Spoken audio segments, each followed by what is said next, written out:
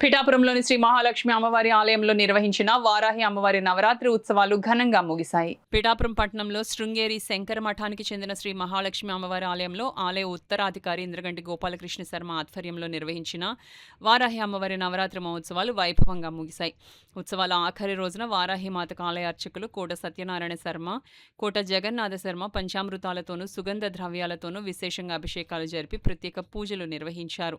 అలాగే అమ్మవారి అష్టోత్తర శతనామాలతో కుంకుమార్చన చేశారు. అమ్మవారికి నీరాజన మంత్రపుష్పం సమర్పించి భక్తులు అధిక సంఖ్యలో ఈ పూజా కార్యక్రమాల్లో పాల్గొని అమ్మవార్లను దర్శించుకొని తరించారు.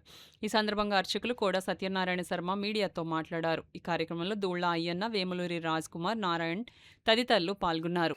దశమి మహాపర్వదినంలో అమ్మవారికి ఈ రోజు వరకు చేసుకున్నటువంటి మహామహిమాన్వితమైనటువంటి మంత్రములన్నిటిని ఇవాళ ఆహుతుల రూపంలో పూర్ణాహుతి కార్యక్రమము ప్రారంభమవుతోంది. అమ్మవారికి శ్రీ మహాలక్ష్మి అమ్మవారికి అభిషేకము, అలంకరణ, అర్చన పూర్తి చేసి ఇప్పుడు పూర్ణాహుతి కార్యక్రమాన్ని ప్రారంభిస్తున్నాము.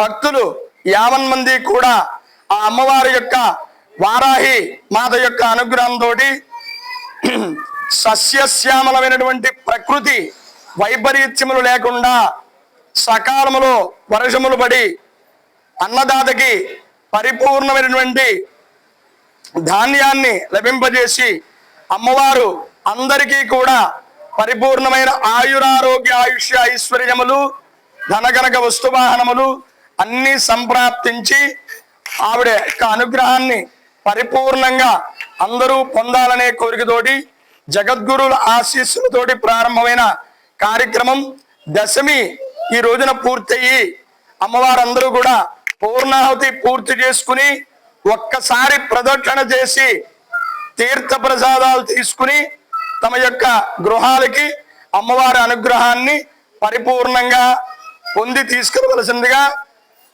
కోరుతున్నాము.